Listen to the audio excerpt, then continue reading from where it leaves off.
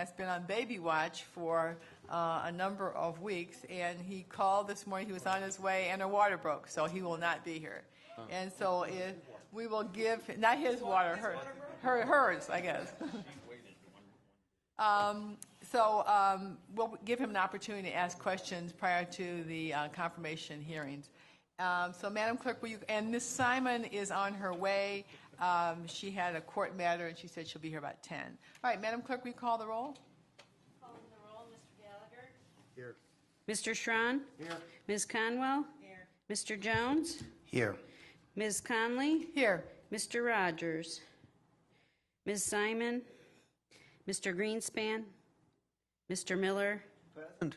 Mr. Brady. Present. Mr. Germana. Here. All right, we have a quorum present, so we can proceed in this committee of the whole. Welcome to this morning's hearing, at which Council will consider the appointment of Larry Benders as Director of Development.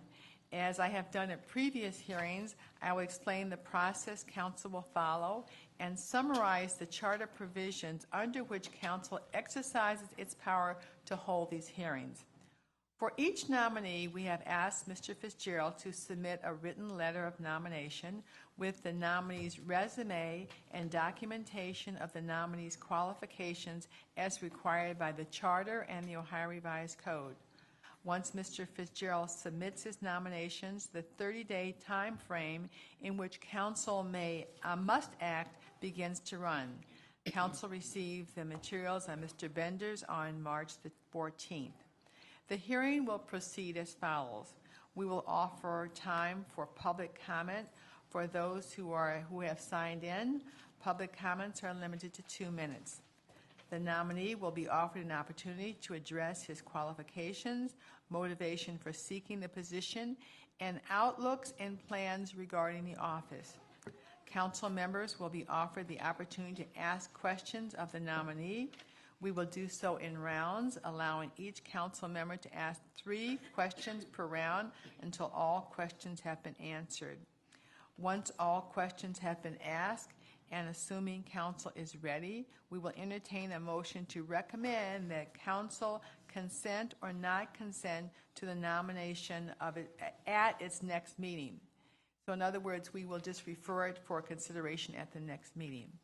Assuming a motion to recommend consent or no consent has been made, council will vote on their recommendation at the next regular meeting. The Charter Preamble cites job creation and economic growth as a fundamental government purpose and long-term regional and global competitiveness as a goal of our new government. Article 7 of the Charter reiterates these themes by noting that the Council shall have as a primary responsibility the promotion and enhancement of economic well-being and prosperity of the county and all of its residents. Section 702 establishes a Department of Development with responsibility for developing, directing, and implementing programs and activities for carrying out the purposes of Article 7. The Department of Development is to be led by a Director of Development whose qualifications are set forth in Section 703. The Director of Development shall have had a demonstrated record of experience and accomplishments in the public or private sector or both in economic development matters. I know, too, that the Charter mandates that the Director of Development, in conjunction with the County Executive and in consultation with the Economic Development Commission, present to the Council a proposed 5-year economic development plan by June 1st of this year. Thank you for your consideration, and we will begin with any public comments. Has anyone signed in? Madam President, no one has signed in to speak. Okay, Mr. Benders, you're on the hot seat. Morning.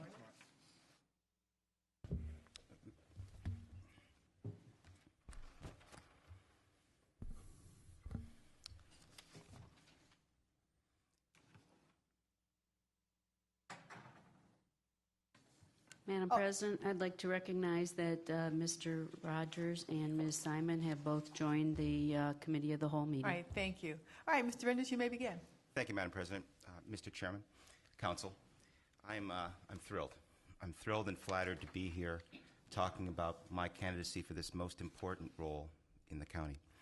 And perhaps I can tell you a bit about myself and then work through my background and then up to what I plan to bring to this office, if that's okay with you. So, what do I bring you, Council? I grew up in Boston. I grew up in public housing in Boston. And my father quit high school and joined the Navy. He returned from the Korean War and found himself with a wife and 2 kids and no education. That meant he had no prospects.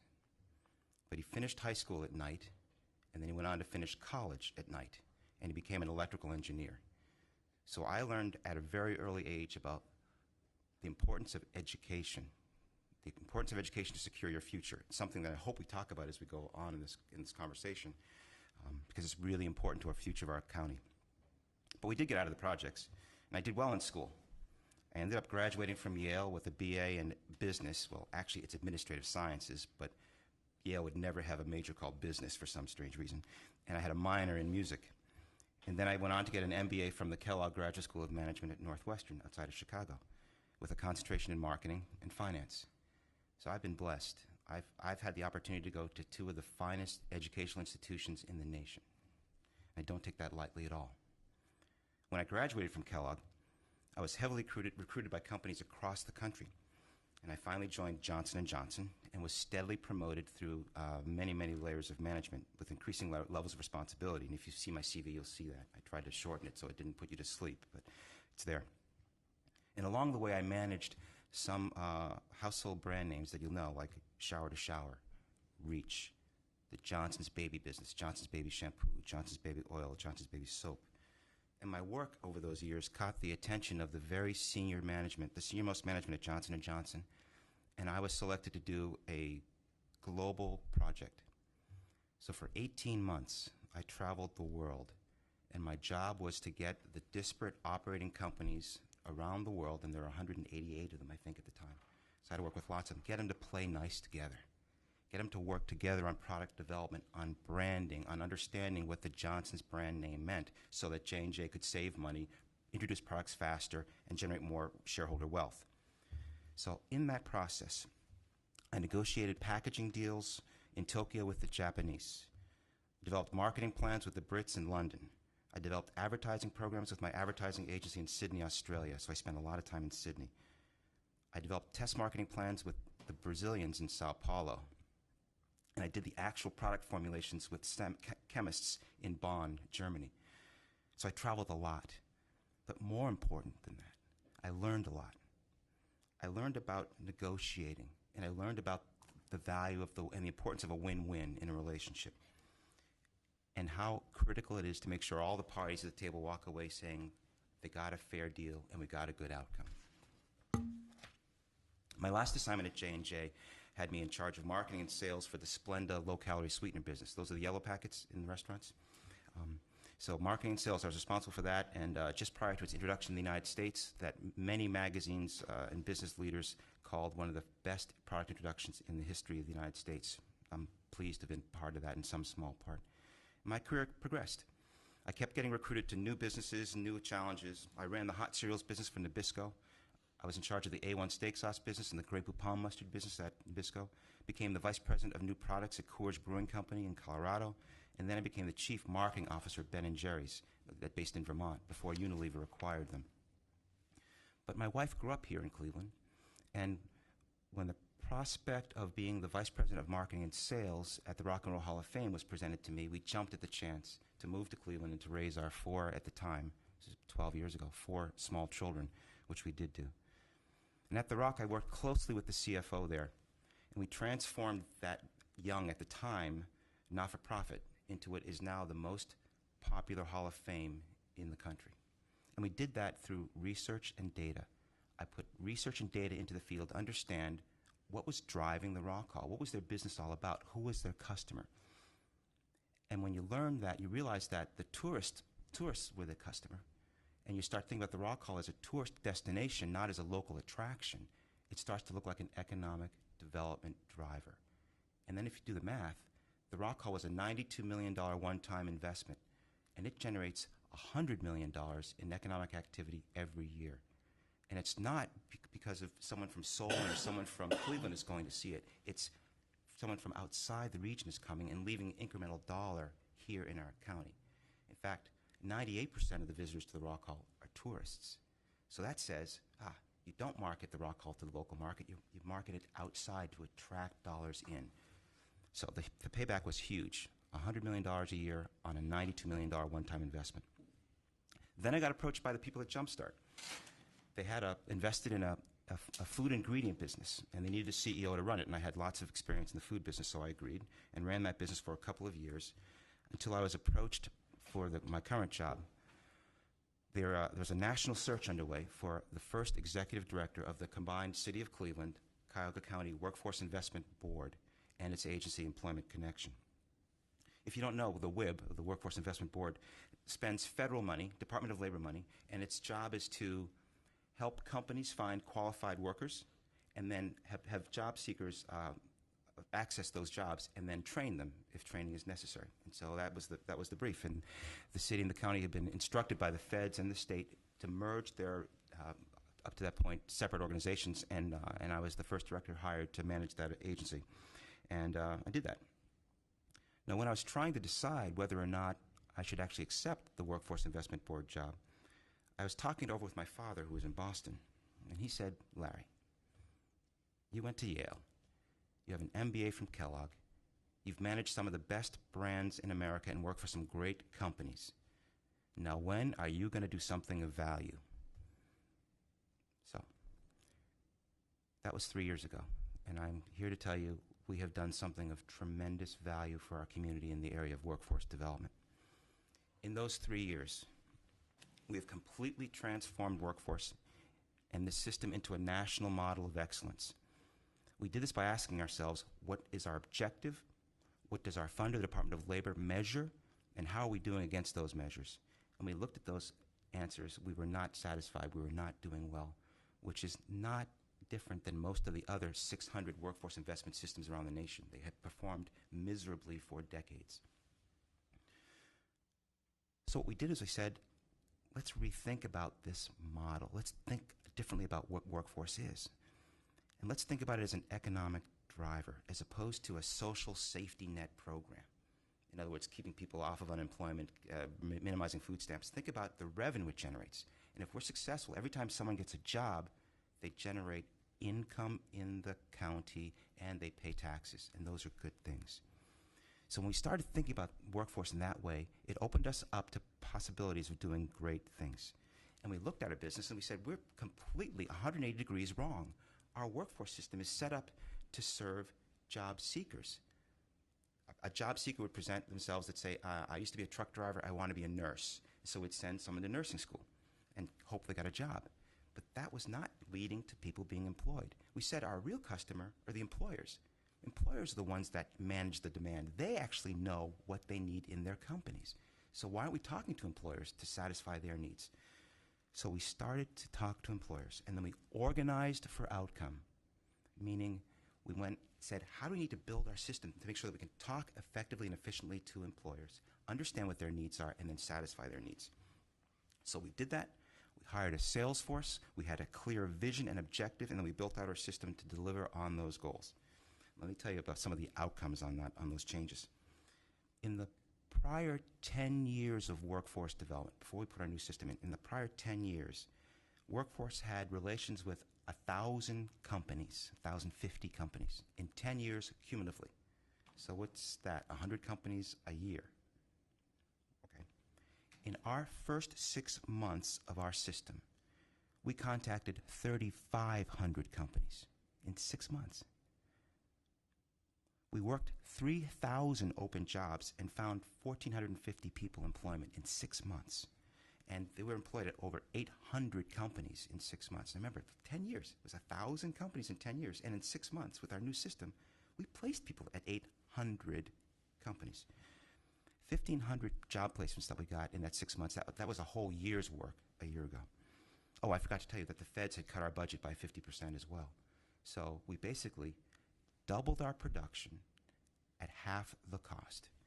And that work has gotten us national attention, national recognition, and made us a national model for how you can spend federal money efficiently and effectively to drive a local economy. Well, the Plain Dealer picked up that story and ran a lovely piece, and perhaps you saw it maybe a month ago in the Plain Dealer on Sunday. And then again, amazing fashion, 2 days later ran a very positive editorial about the work we're doing at Workforce. And that editorial used words like laser-like focus, innovative, and should be emulated by everyone.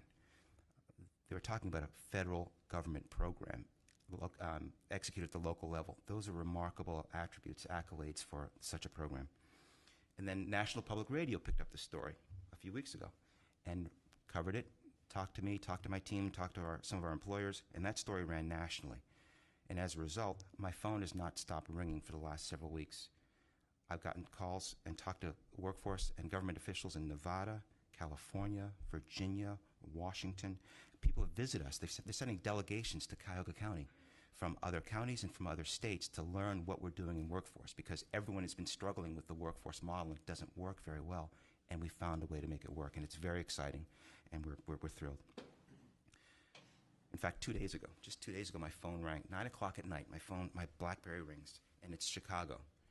And the mayor-elect of Chicago has had his chief of staff, heard our story on NPR, and asked his chief of transition to call me and ask me, how did we do it? And the chief of staff, the mayor of Chicago, you probably know, is Rahm Emanuel, who was Barack Obama's chief of staff. That's the kind of attention that Cuyahoga County is getting. And this publicity is great for us. It's great. Because it's not about me, and it's not about workforce. It's about us and what we can do together. It raises our stature. It gets people thinking and talking about what's possible and how progressive Cuyahoga County is, how innovative we are, and they're going to want to know more, and they're going to want to work with us, and that's really, really important. So back to the question, what do I bring to you, Council?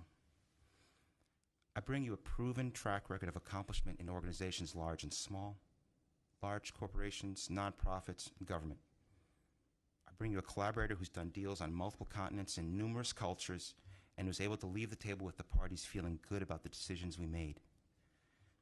I'm committed to the success of our county and this region. I was deeply engaged in the county transition process. I served on 2 committees, on economic development and on quality places, and I was asked to draft one of the recommendations that came to you, the one about workforce in the new county. And in that, I stressed the need to be clear about our objectives, to collaborate, and to lever our resources. I'll bring to you a focus on strategy and decision-making informed by data. And I bring to you a director who thinks like a marketer, who's focused on the product and ensuring that we're targeting the right customer with the offering that they want. And I'll bring you a partner who seeks to work with you as we make this county the best place to live, to work, and to play. And finally, I bring you someone who wants to do something of value. Thank you, Madam. Thank you, Mr. Benders. Questions? Mr. Shrine? Mr. Benders, thank you very much for being here. Thank you, sir. Madam President, Madam Chair. What you just went through as far as the litany of on the workforce changes, as far as the whole concept of the WIB and the WIA and using it differently, this was a dramatic change in the concept from going from the supply side to the demand side. And I mean, it's basic marketing 101 to look back at that kind of concept. But within your remarks, I picked up that it was done with half the workforce internally within your organization and with double the results. Just knowing what drives the half the workforce means that you were doing it with less people. Yes, sir. Is my assumption. Yes, sir. Is that something that we do not have to accept, that less people means lower results and less performance in other areas of our government? Based on your performance, I assume that I'd like to hear your response as far as a more efficient government does not necessarily mean more people. Through the President to the council person, absolutely. Thank you for that. Yes, we did it with half the people and half the sites. I closed 5 of my 10 locations and separated half of our folks, and it was very painful. But what we did is we started with the question, what are we doing? What is the outcome that we want? And then you drive back and you build a system that gets it. Maybe the answer is you need more people and you need more resources, but that doesn't have to be the default. And that's what's so insane about the way we seem to make decisions in our culture. Rather than saying, we tend to incrementalize. When you get a 10% budget reduction, you do 10% less, rather than saying, wait a minute, here's an opportunity to say, rethink, what am I trying to do? And that's what led us to the outcomes we got, and said, we can do this with half the people. The challenge was we had the wrong people, and we're doing the wrong functions. But I must say, it's so exciting when you open yourself up to the possibilities of doing something in a completely new way, and we got tremendous results. Can I assume technology played a role in that too? Yes, I didn't hear you talk about that, Yeah, but absolutely. We invested a little in technology. If I may work on that for a second, to give you an idea of the scale, we don't have any case managers anymore. We used to have kind of social workers in our system who would receive job seekers. Now we have salespeople that go out and understand what the companies need. But we invested in 3 different types of technology, and they're all old. One is telephones, believe it or not. We set up a call center. This is really low tech. But we have a call center, so we have one person that makes a call, and that's how we got 3,600 calls in 6 months with one person. But they have a predictive dialer. So they have a computer, and that's a call for a job right now. good segue. Yeah, thank you. We have a predictive dialer, so our guy doesn't waste any time. He sits there at his desk. He tells the computer, I'm ready for my next call, and the computer then finds a live person in our call list, and then he starts talking to them. That's some of the technology. That's on the demand side. On the supply side, in 6 months, you're not going to believe this. In 6 months, we called 220,000 job seekers. It's a staggering amount because we used robocalling. That's often used in political campaigns. 220,000 job seekers, but it was a good call. We said, you're in our system. We have a job that fits your specification. If you're interested, come on down to Employment Connection, and we'll tell you what the next step is, whether it's an interview, whether it's a screen or what. 220,000 times. That's technology. We could not have done that without some technology. And the big secret here, it's really inexpensive. It wasn't particularly expensive to buy either the predictive dialer or the robocalling software. So yes, we did use technology. No, I was hoping that technology wasn't one of my 3. I just threw that in. I was trying to stretch that one into the whole subject matter of how you want to buy. Well, hey, we went to school for that, not how to stretch one more question, didn't we? The next one is in regards to brand, and I think our brand has some taint as far as our economic development brand. It's coming out of that. But I'd love to hear what your research and your data points would indicate as to how, irrespective of what our brand looks like, how do we change that brand and how do we change it and make it the powerful brand that I really believe that we can do here in Northeastern Ohio? The branding is essential. I think that you hit on it. It's the research. We have to understand what are the drivers. We have to understand who are our markets, who are our targets, and then what products do we have. And the branding decision is the last thing, because that actually starts to get easy. Because when you start to see, as you know, sir, when you start to see what is important to your target, and then what you can satisfy at a high level, a moderate level, weak level, then you start to have an image crystallized about what is possible, and importantly, what's believable by the other side about what Cuyahoga County is and isn't.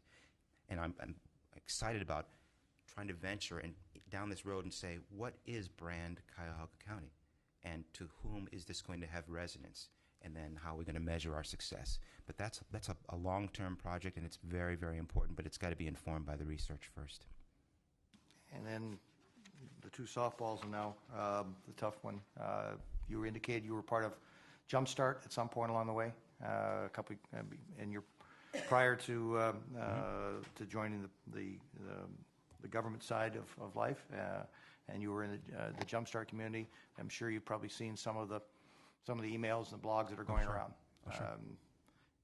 One of the challenges is going to be in economic development is there is not enough money to do just the same way you have on the WE and the WIB situation.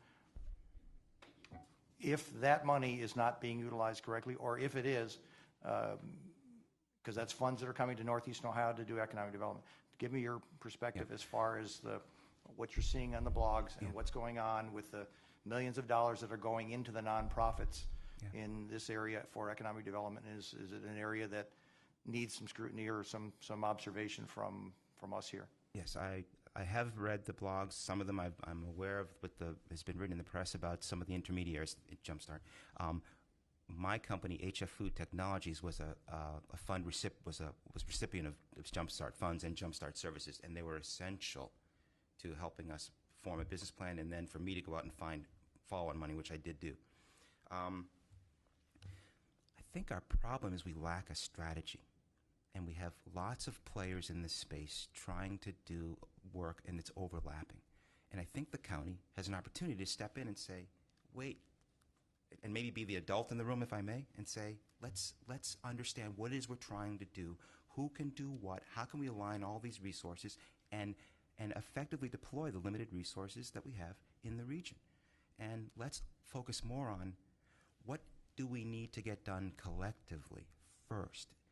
Then that will inform who does it and who can do it best, and how can we have the highest and best use of every player. I think that's the challenge, and I think our opportunity is to come in and say, here's a framework, here's a structure, who wants to participate, and then align those resources appropriately. Thank you.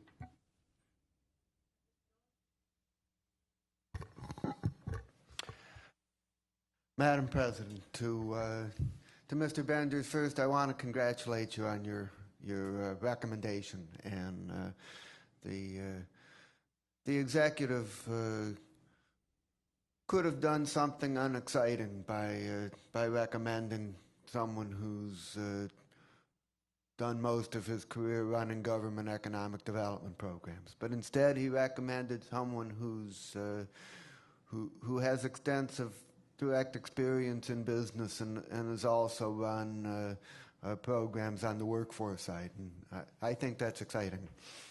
My first question is as to what is the overarching strategy mix on our economic development. I don't think there's any area that I can think of more so that if you ask someone what we should do, it tends to be informed by their ideology. And if you ask one group, they say things like, government is too expensive, there's too much regulation, labor is too expensive, taxes are too high. And you ask another set of folks and they say, well, the gap between rich and poor is too big. We can't be successful as long as we have a large underclass. We got to focus on education, and you get this yin and yang, and then you got the whole thing about industrial policy, where one group says, well, we got to identify what are the areas where we can really be successful and invest in those, and you got another group that says, well, even the investors in the private sector can't figure out what the next thing is going to be, and if we try to do that in government, it's probably going to be a mess. And so my question is, can you put together an overall strategy that bridges these divides and is based on information and data rather than ideology? Through the President to the Councilman, thank you for that enormous question. And the short answer is yes. May we have the next question, please? Okay. Sir, I guess you've described the essence of government, and it's how do you take a stand? How do you do what's right and get as many people believing in the answer as you can? I think that we work together to get there, and I think what we do is we get everyone agreeing to what the outcome is again, because then you don't get weighed down in the process and kind of the noise along the way. You say, okay, where are we trying to go? And that's one of the problems we've had to date, is there isn't a strategy. So all you're left to do, you're left to go from one transaction to the next, or one vote to the next, without context. So we have to have a context or a strategy or an objective, as you said, and that's the work of the plan. And the plan sets the framework, and we all get to agree on what that is. That's, of course, that's the easy part. Then the hard part comes in. How do you make the difficult choices along the way, whether it's in education, industrial policy, or what have you? But you can rely on the data that you have and the belief and the agreement you had on day one that here is the goal we are trying to achieve. And that is your armor, that you said, here is our goal. Madam President? As a follow-up, can you give me your outlook at this point as to what you think the key elements of the strategy for Cuyahoga County's economic development future would be? Yes, sir. The key elements, through the president to the council person, the key elements are jobs. That's it. And it's about jobs. And what we need to do, and you made the comment about the strategy mix. And I would say there are two driving components. One is the new and sexy stuff, and the other is the stuff that pays today's bills. And we need to watch both of those. And the transition work was actually concerningly silent on the latter, the retention side, the existing businesses. We tend to get excited and seduced by new things that may happen or may not happen, but we can't lose sight of who's keeping us whole every day. So the mix is a real balance and indication of how we're retaining businesses, understanding what they need to stay here and not want to move, and looking to the future. And I would say then, consistent with my prior remarks, the Development Department and Economic Development needs to organize to do that. And in the charter, there's a primacy for economic development that does not exist today in the structure. And that primacy has to have economic development front and center in all the conversations that we have. So that's what you'll see that's going to yield the appropriate mix to your question, sir, about new business, exciting attraction kinds of things, new technologies really is what I'm saying, and existing businesses. Madam President? To Mr. Benders, in Cuyahoga County, a large number of people come back to our county every year from the criminal justice system. The annual number that I hear starts at 5,000 and goes up from there depending on who you talk to. Yes, sir. And my question is based on your experience in workforce development. What can we do to better enable these people to get back into the workforce? Through the president to the council person, yes, I've heard the same number. I hear 5,000 to 7,000 annually to 4 zip codes. And they may not have originated in those zip codes, but they end up back here. And I believe, I also read that that's because there's a perception that there are tremendous services here in this area for the population. We need an answer. We need an answer. The number, and through for the workforce system is a crushing number of people. And the Department of Labor severely limits our ability to service that population. In workforce language, those are called adults. They're youth, dislocated workers, and adults.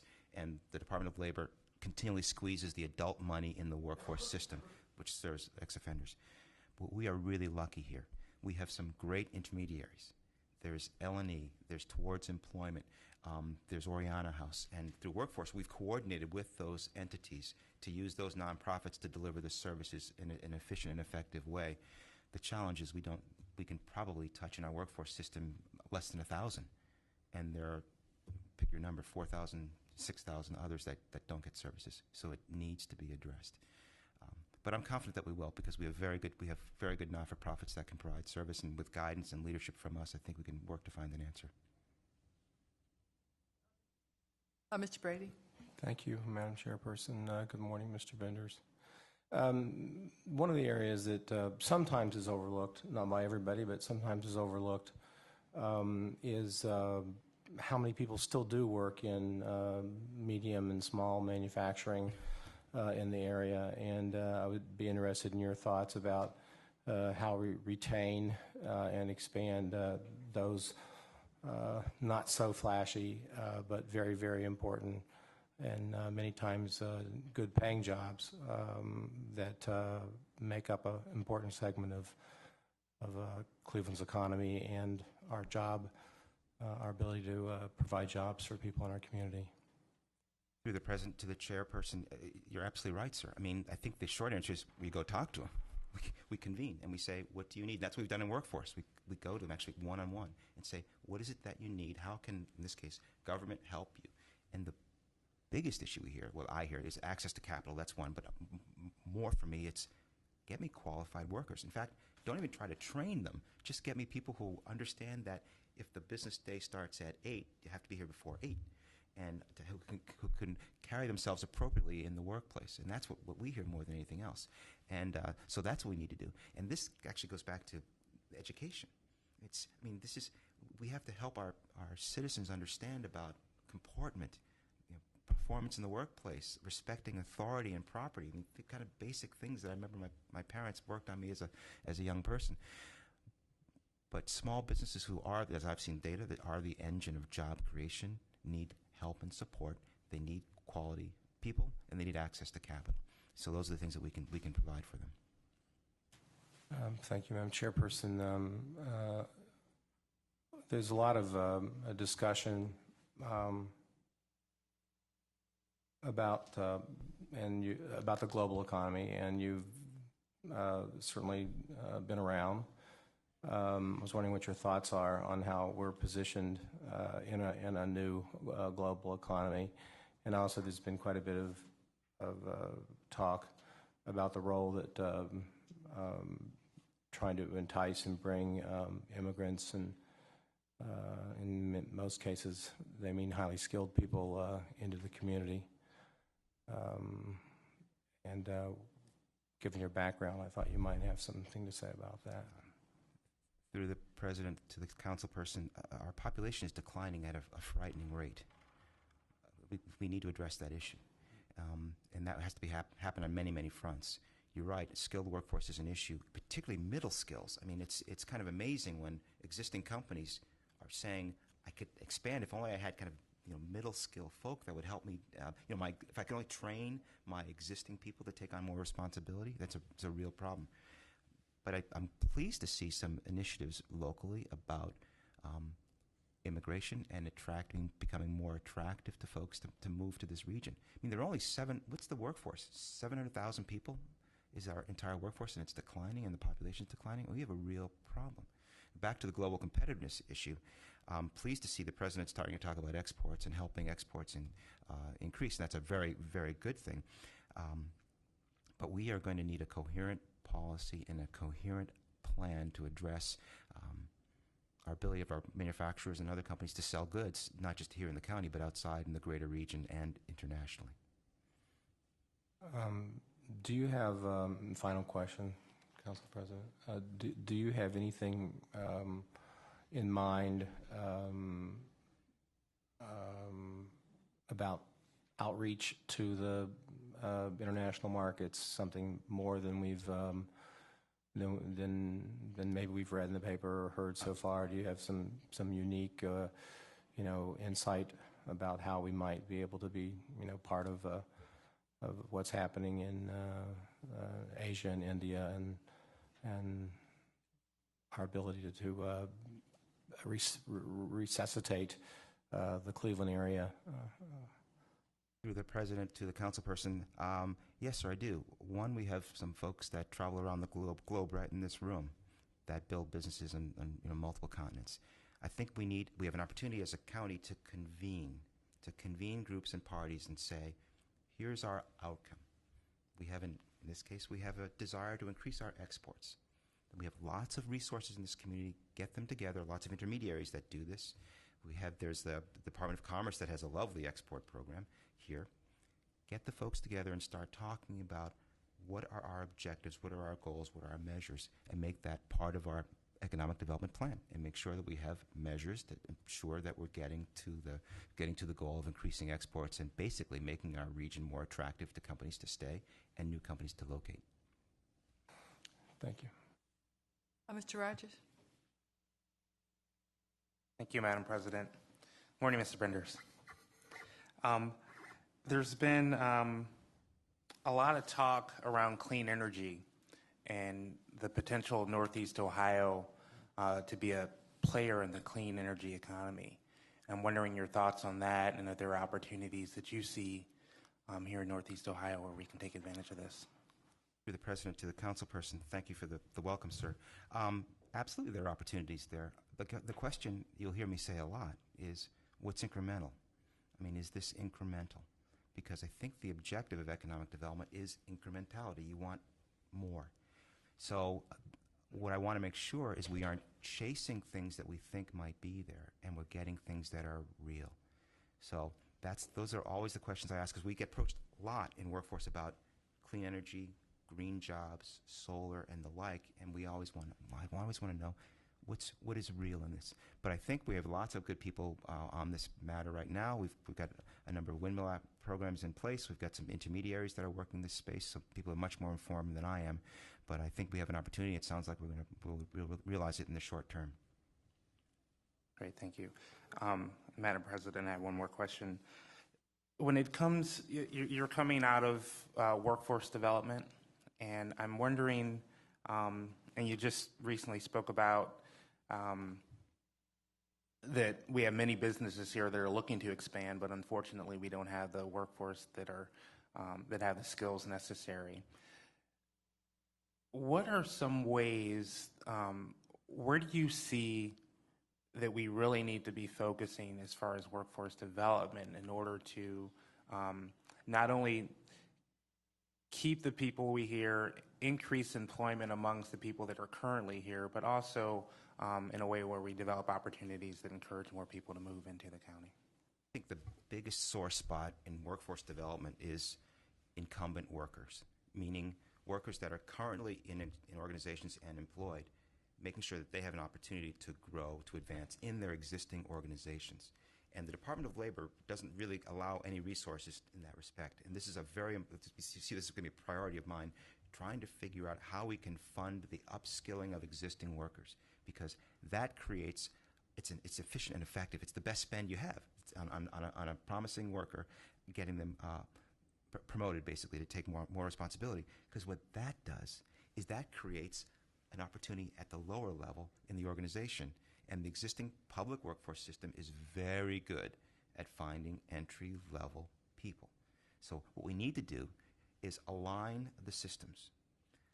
Incumbent workers and helping existing workers upskill their workforce. That helps them be more competitive, more efficient, and basically more profitable. And then creating opportunities for more people at the entry level in their organizations to come in and then also move up. So that's what we need to do, align these systems to make sure that our companies are getting what they need, and therefore our citizens are employed and making more money every year.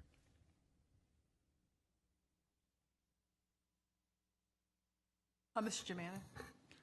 Thank you, Madam Chair. To Mr. Benders,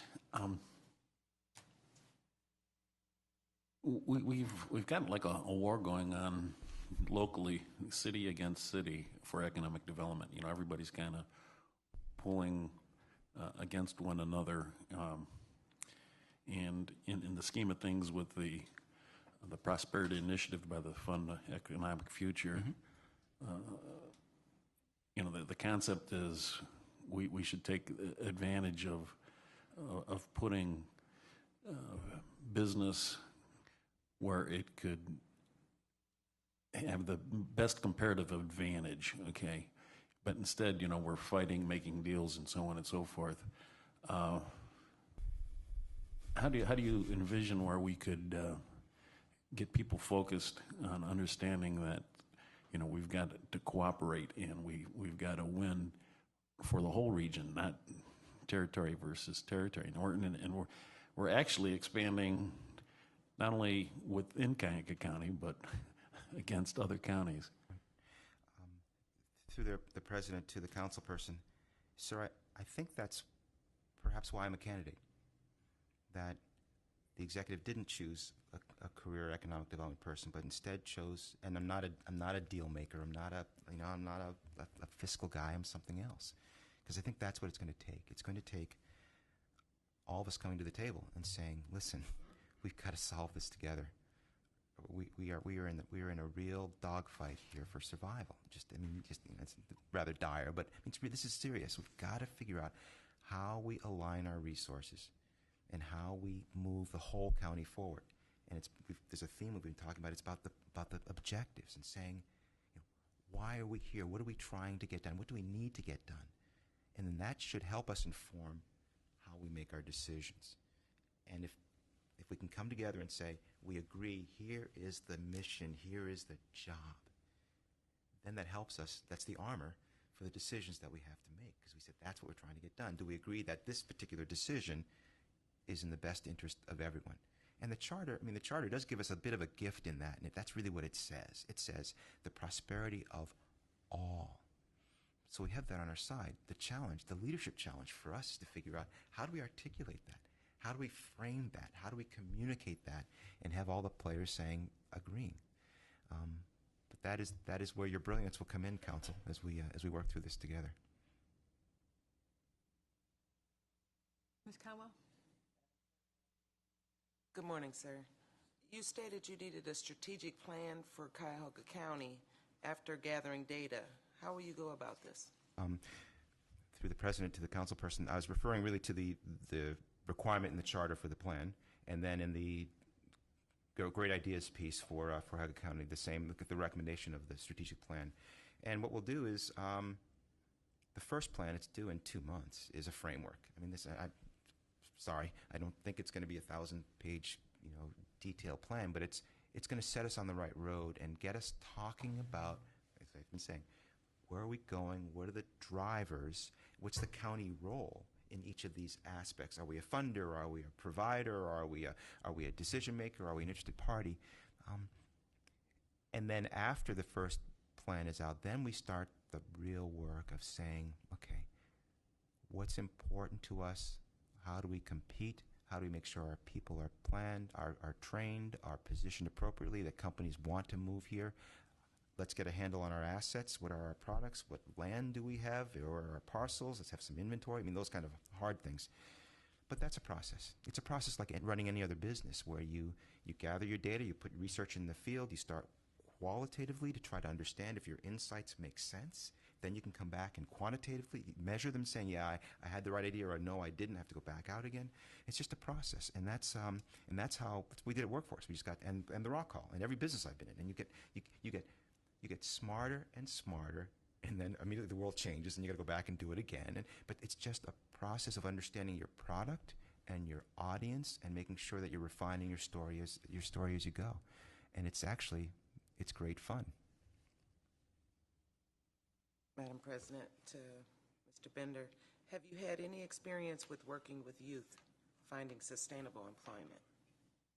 For the president to the council person,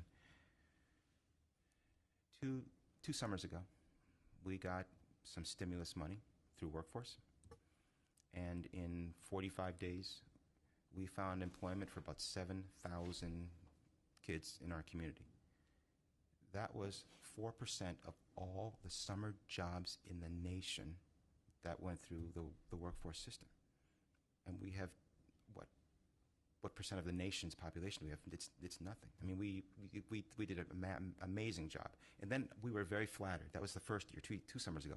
Last summer, the county came to us and said they have TANF money that's supposed to be targeted for summer jobs.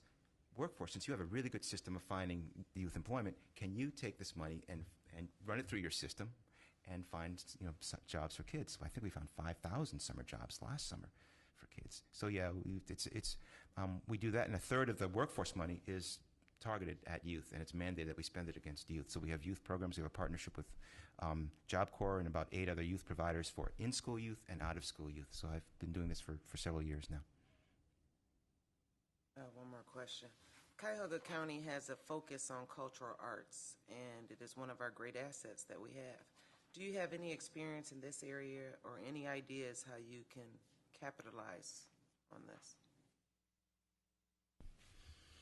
Through the president to the council person, cultural arts, like many of the amenities, are essential to attraction and retention.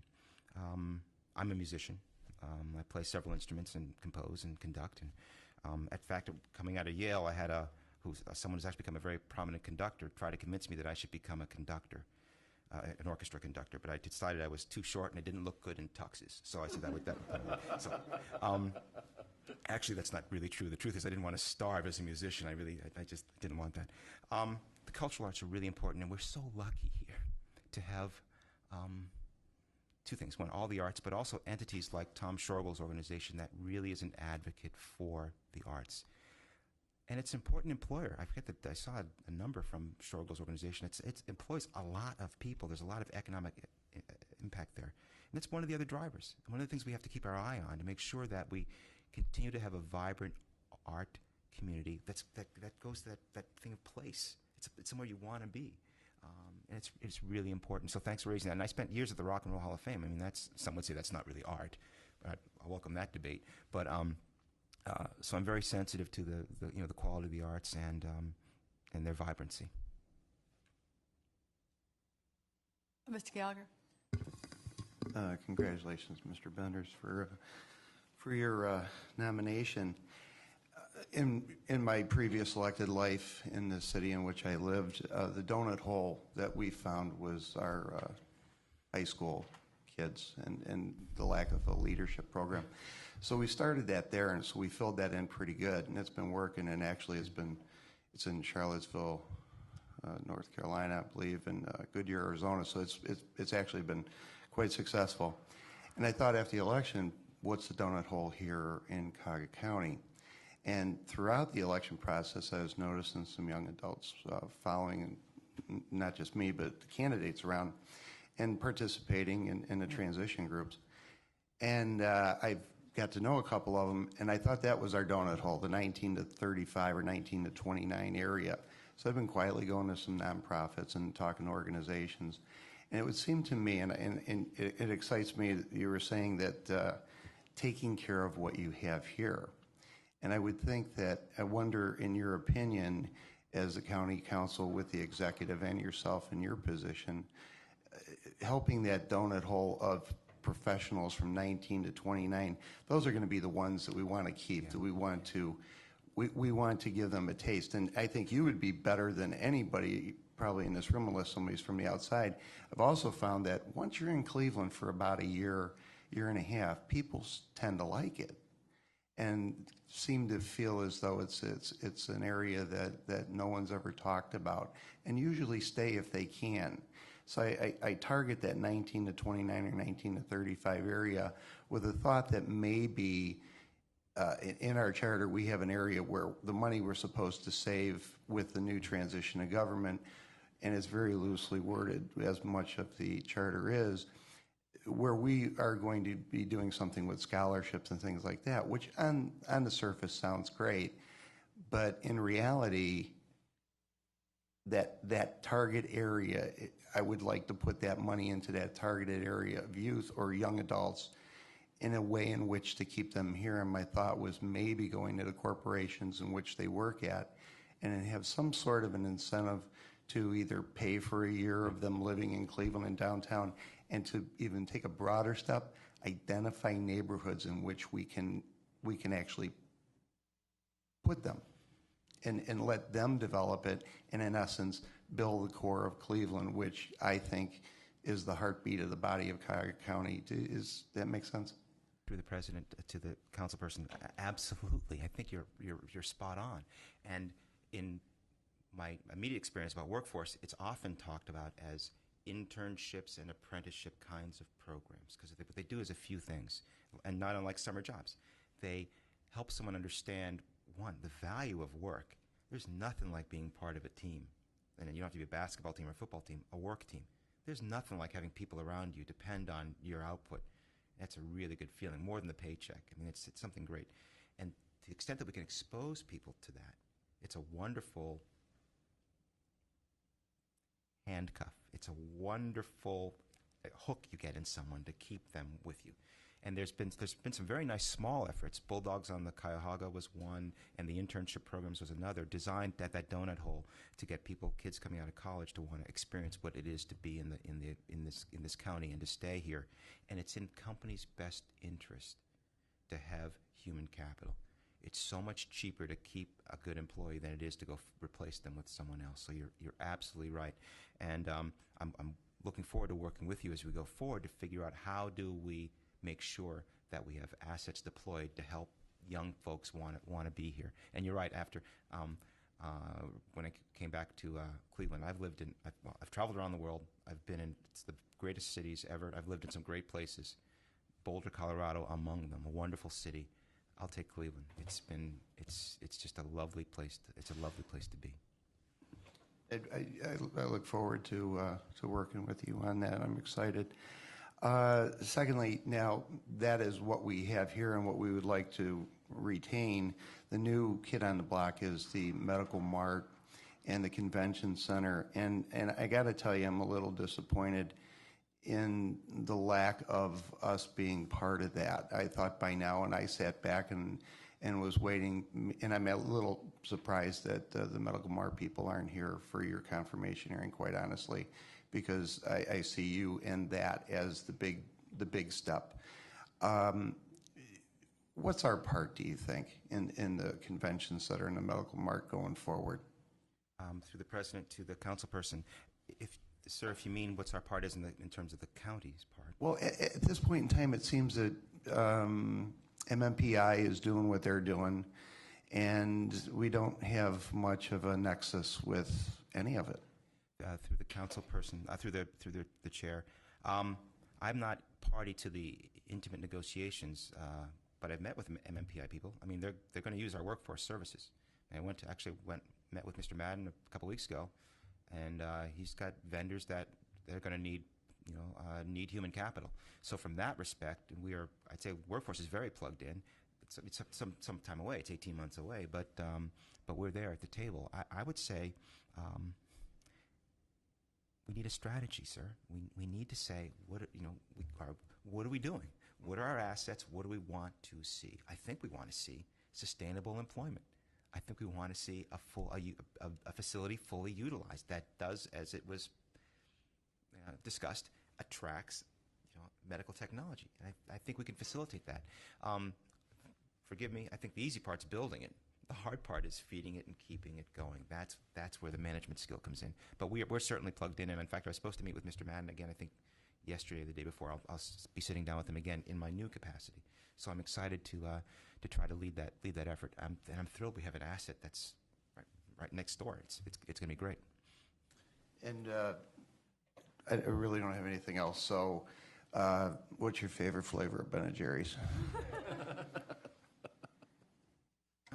And we won't hold you to it. Well, if my wife will probably watch the tape, so I got to tell the truth. It's vanilla.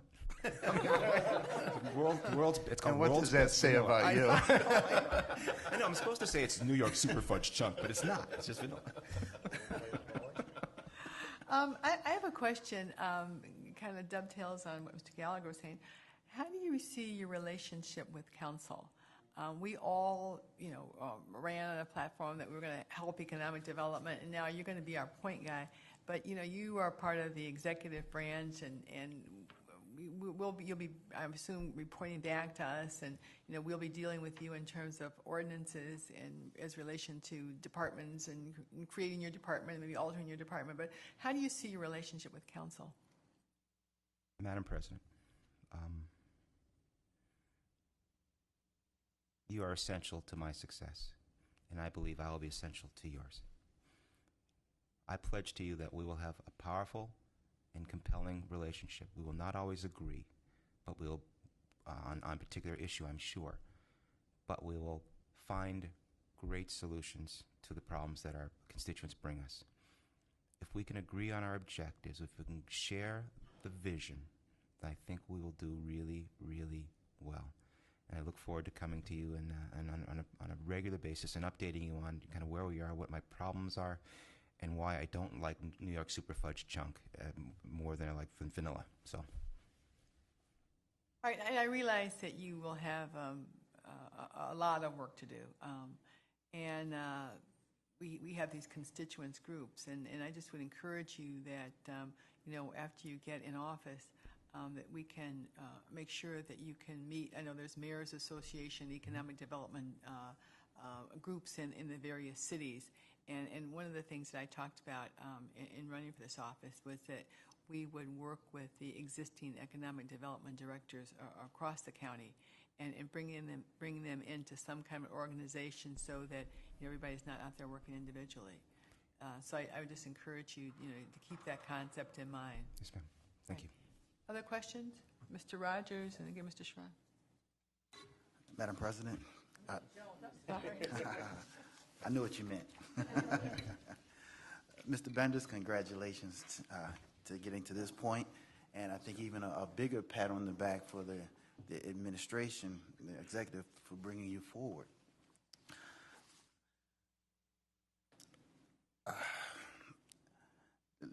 Let me say that I've talked a lot about small business development, and you bring such a breadth and depth of experience from global exports, as you talked about, those sexy things, and but you've also have a wide experience on those things, as you said, that pay the bills. That is an area of interest to me. I represent the bulk of public housing, and you said that you come out of public housing. Yes, So we know that the county budget is dominated by the Justice Service and Human Services, and those tax dollars that pay for those things. So that's not sexy. But that's where you tie the belt, where the rubber meets the road. How do you see reaching out to the poor, to the public housing, and particularly with your own story and experience? What strategies or approaches do you see to reaching out to that community? Through the president to the council person, that's the really hard work, sir. It's really hard. That's why I went last. Yeah. I think the first thing is to be fair and understand that, unlike some of the language in the charter, which is soft in a few places, admittedly, and sometimes it's to our advantage, sometimes it makes a challenge for us.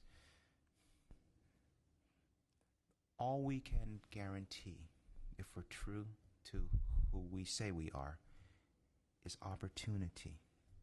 We can't guarantee results. We can't.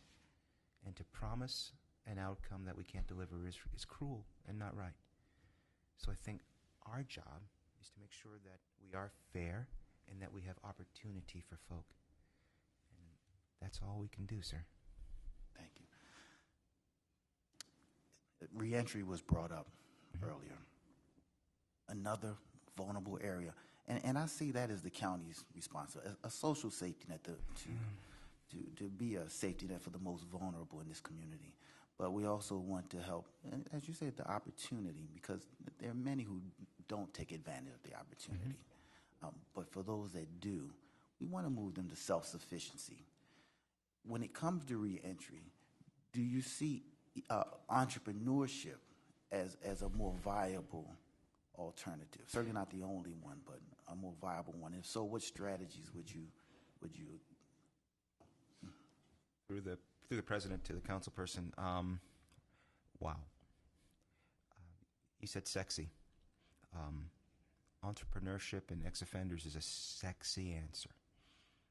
But the issue for our entrepreneurs is, one, quality idea, quality person, and then capital.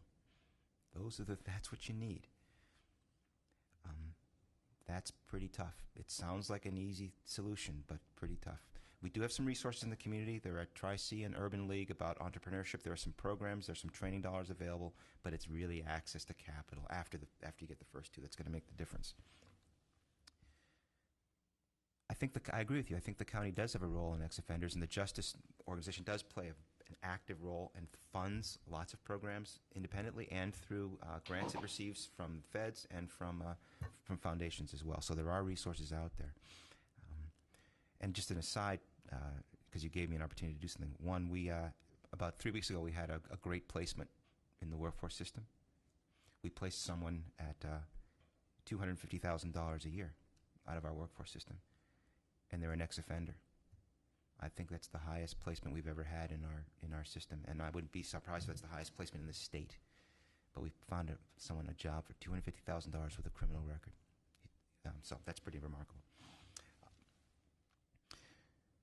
But the bigger issue really is how are we going to respond to this issue that came up before, of 6,000 to 7,000 to 8,000 folks in our community every year.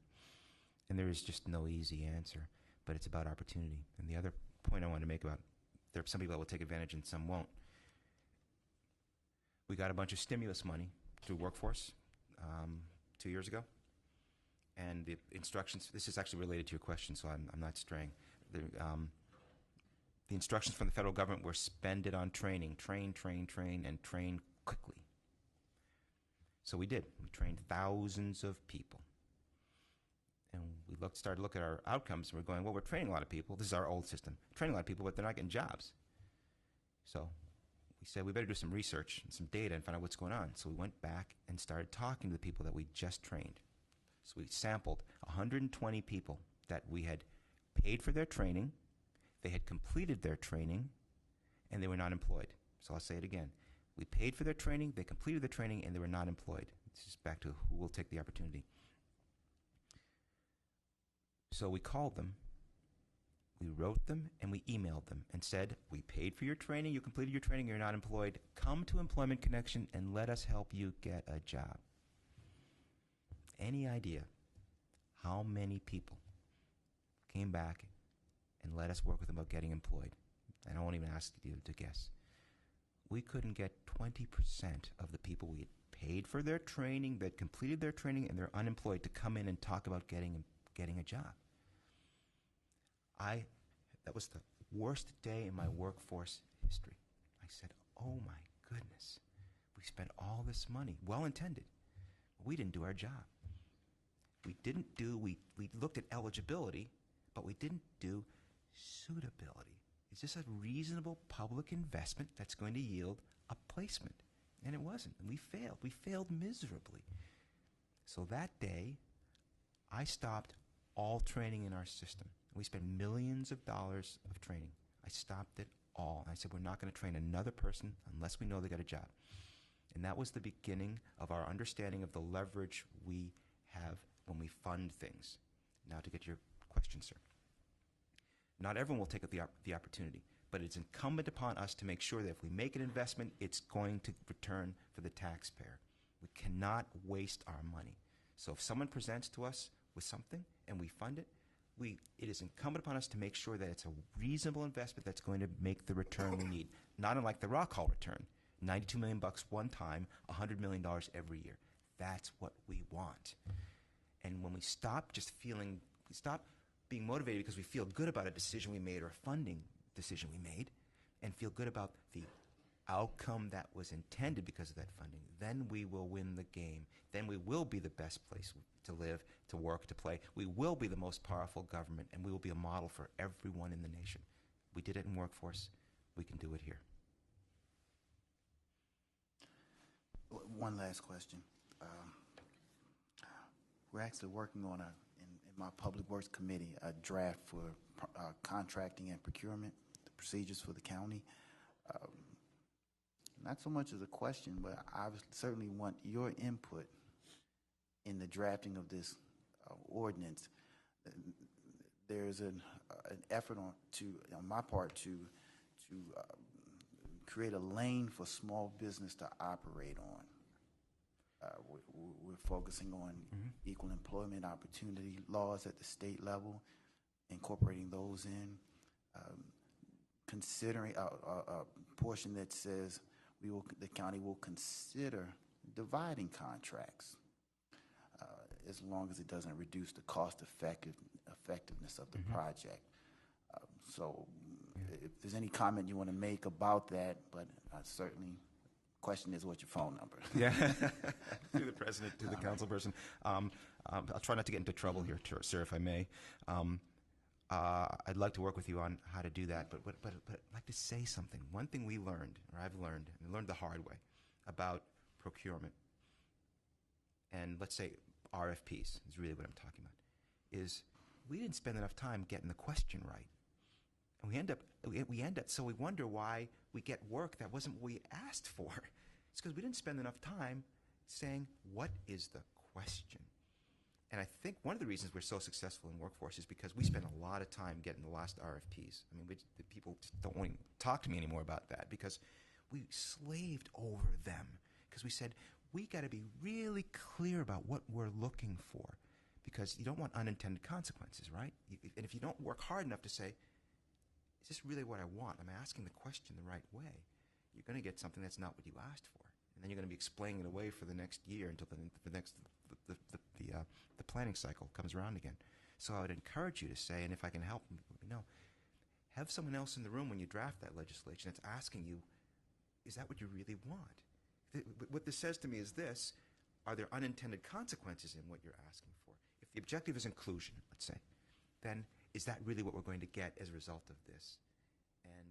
And it's a very sobering process to go through, but I implore you to do it, and you'll get a better outcome at the end. And if I can leave you with anything on this point, it's hopefully you heard this theme. It's about the outcome. It's about the goal. For me, the way I work, starting there and work backwards to try to find the solution that gets you that goal. Not the other way. Not saying I'm here, because if you stay here and I got to get over there, you'll never get there. It's too far away. But if you start where you think this is Stephen Covey, you start there and you work back, you got a chance at getting your goal realized. Thank you. Simon? Thank you very much. Mr. Benders, congratulations for getting this far. I appreciate you being here, and I apologize that I have jumped over to the courthouse in between your testimony. Very impressive. I'm very pleased with your background and how that's going to fit, I believe, well into what we have here in the county. And I'm sorry if my colleagues asked this, but I have a specific interest, and on the campaign trail as well, it really spoke to the need to marry the sustainability, the green technology, our future with carbon emissions, and the need to create jobs in that realm. And if you spoke to that, I apologize, but I just wanted to get your feedback on, is that a priority for you, and is that part of a plan you see for the county? Through the president to the council person, I did notice that you had to leave the meeting, and thanks for coming back. Appreciate it.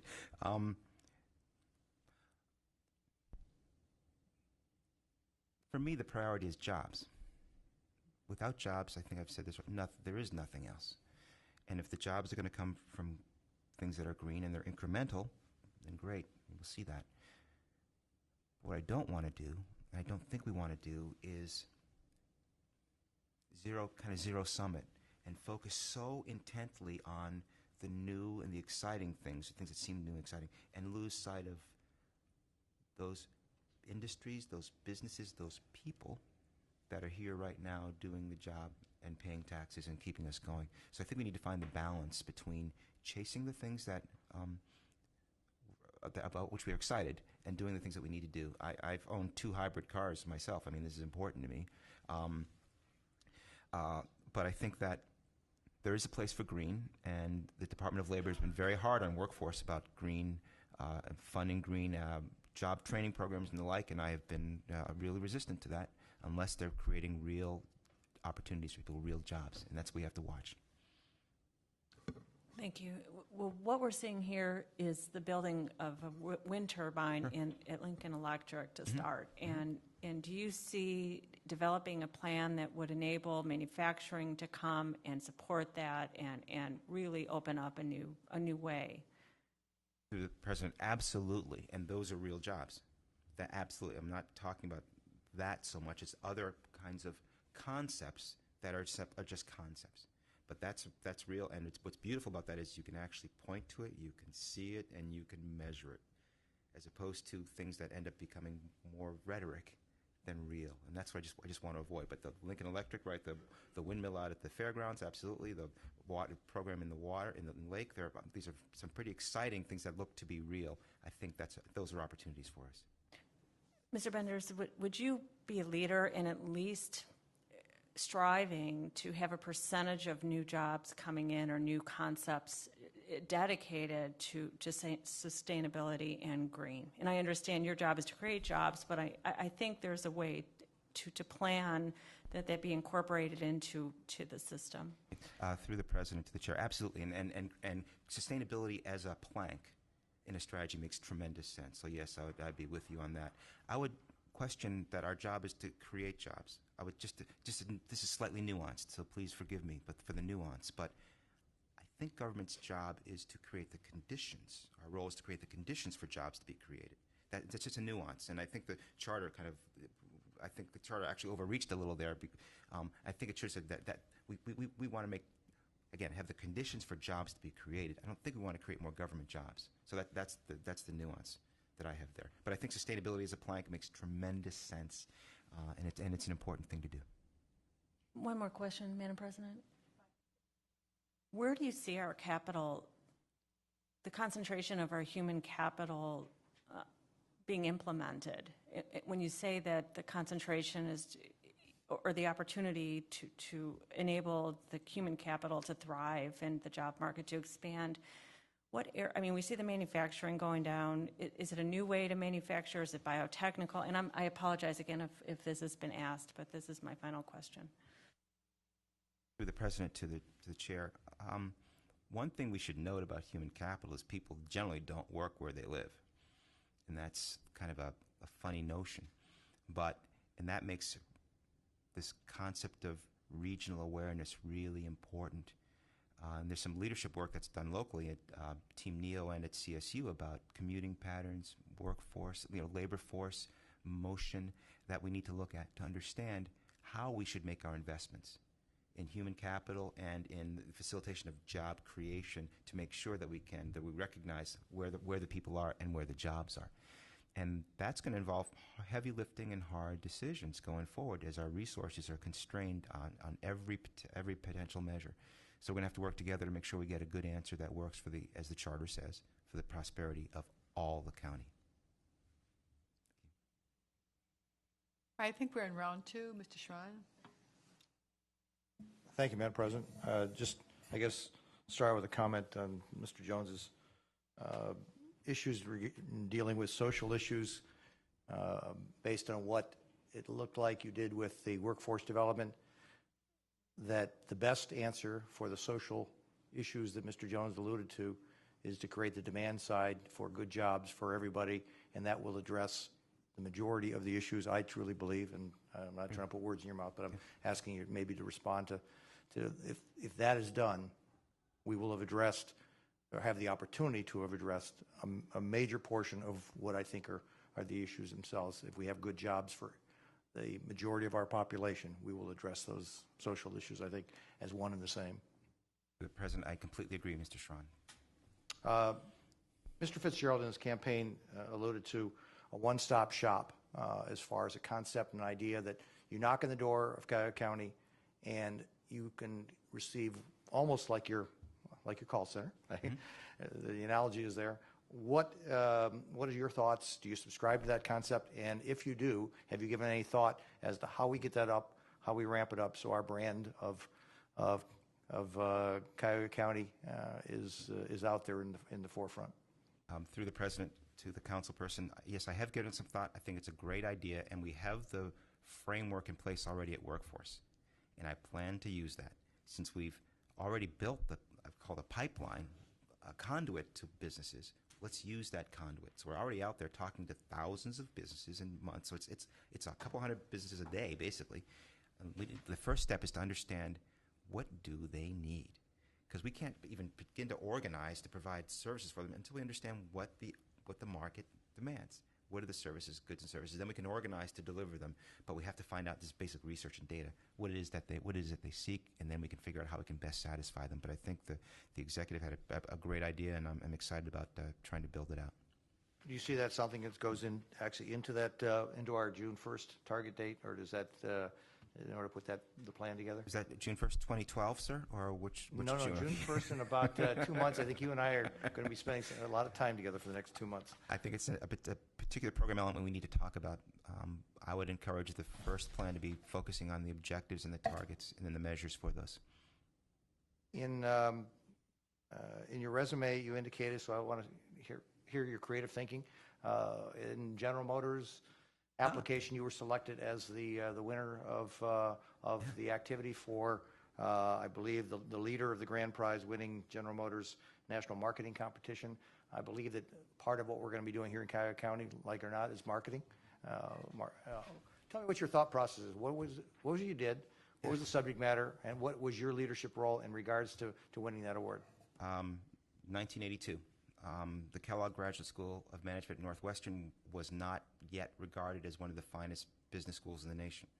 But we changed that when I had nothing to do with me. But it was okay. In fact, I probably couldn't even get in now. But anyway, that's a different matter.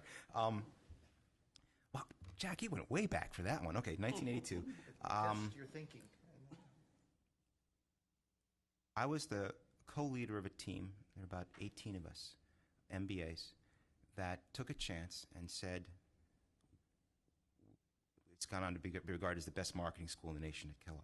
We could win this prize. And General Motors asked business schools across the nation to compete for, it was like $1,000 and bragging rights to be the best marketing team there was. So they gave us a car. It was a 1982. That was new at the time. Okay, it was a late current model Cutlass Supreme, and they said, give us a full-blown marketing plan for this product. So we did. My job was to lead the research component. So, and I got to present to General Motors CEO and his staff our findings, which were, as I said to you earlier, qualitative and quantitative. So we went out and did quantitative research about this car. Imports were on the rise. The Cutlass Supreme was a kind of a big car, a little past its prime, and small cars were coming in. So I created a research plan, executed it, and then presented it to General Motors management. But I'm not proud, and we won first prize, the grand prize in this national marketing competition. But that wasn't my favorite moment in all that. My favorite moment was we produced 2 TV commercials for this as well. And I wrote the music and performed the score in the TV commercials for the Cutlass Supreme. So that was the coolest thing for me. I actually got to score and play the piano for this. But anyway, that's not related to the topic today. We have a marketing challenge before us. And the question is, in marketing speak, it would be, what is the focus of sale? In other words, what is it that we can say about Cuyahoga County, what it is that's believable and credible to the target? And then 2, what do we want them to do? What do we want them to react? Do we want them to buy products from our companies? Do we want them to relocate here? Do we want them to invest? Do we want them to move here? And then 3, how do we measure our success? That will be the marketing challenge that you had alluded to earlier in your prior round of questions. And that's how I built my career, on marketing challenges. So I'm up to it, and I'm anxious to get a handle on what brand Cuyahoga County could be. Thank you. That's why it was a great answer, and it exactly analogizes where we are at this moment in time with your comments about being attacked by foreign competition. Probably the American brand automobile was under attack all over the place, and people were buying the Toyotas, and now we know where they are. Thank you very much. Mr. Miller, did you have another question? Madam President, Mr. Benders, what do you think we need to do to take better advantage of our lakefront? To the President, to the council person, we need to work together and support good ideas that are in place. Some are in breaking ground now. There are other new ideas coming down very shortly, and we need to support them and agree that it's an asset for the entire county, and how do we best realize that asset and get it to its highest and best use. And I believe we'll see some news very soon around that topic. Madam President, there are some very big projects in the works. The Medical Mart, the East Bank of the Flats, the Inner Belt Bridge, the casino project, and I'm wondering how important are these big projects to our economic future? Is this a large part of our economic mix, or would we be better off not to get too heavily focused on a few large projects and to say that our future is in 1,000 smaller things? Through the President to the council person, I think, well said, sir. I would say that The products are very important.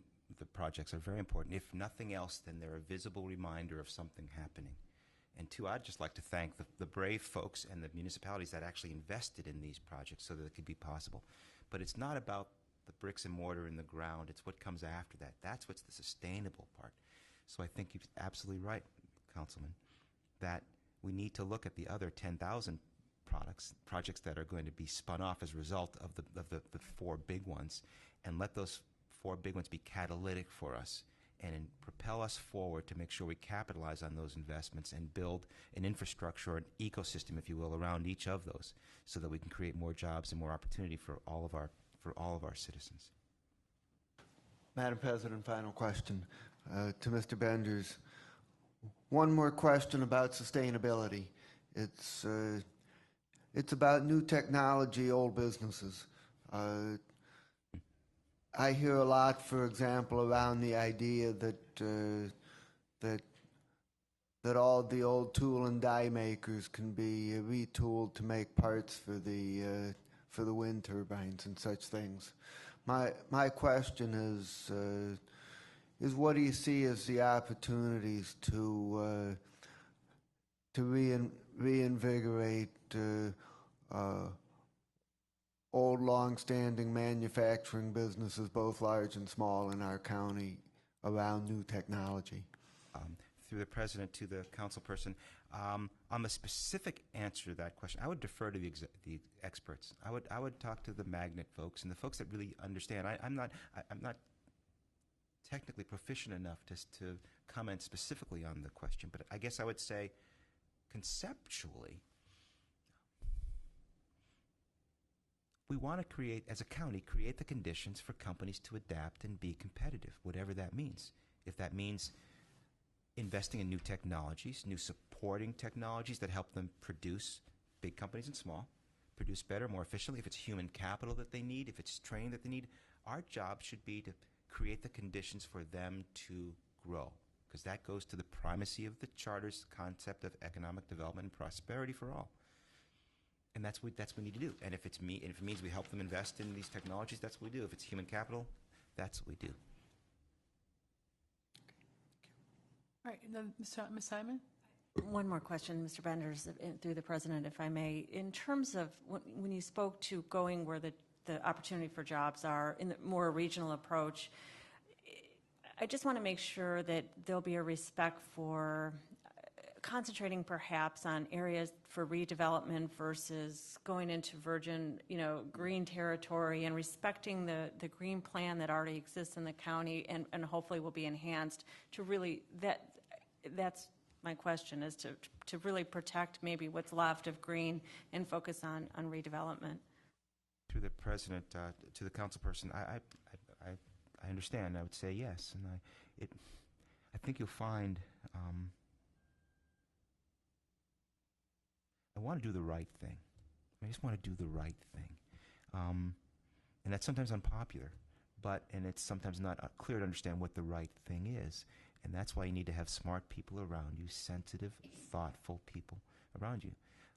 And that's how we'll make good decisions. But I think you'll find me quite respectful of the work that's gone before me, and reluctant to do anything to harm that, but rather try to build upon what is already there.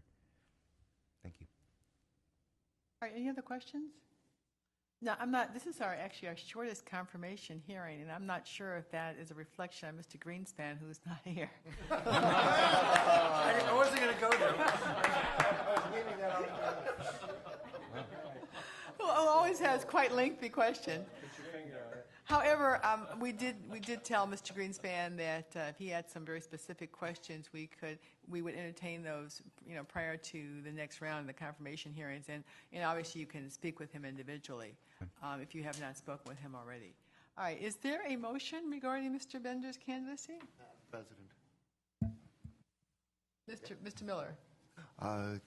Madam President, I will defer to the chairperson of the Economic Development Committee. Okay. The chairperson would move that we bring forth Mr. Bender's confirmation to the full board for the full council hearing for confirmation at the next organized meeting, which I think is, April 5th will be a special meeting. We're going to put it on the agenda for April 5th. okay. Second. Beat you that time, Dale. All right, it's been moved and seconded.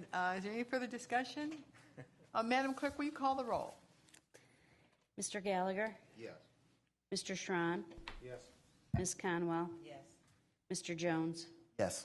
Ms. Conley? Yes. Mr. Rogers? Ms. Simon? Yes. Mr. Greenspan is absent. Mr. Miller? Yes. Mr. Brady? Mr. Germana? Yes. Motion carries. All right, congratulations. We will see you on April the 5th. Thank you very much. Thank you.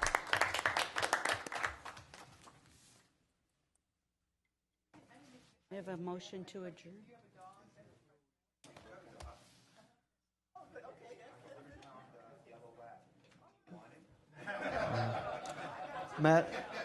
Madam President? Madam President? Move to adjourn.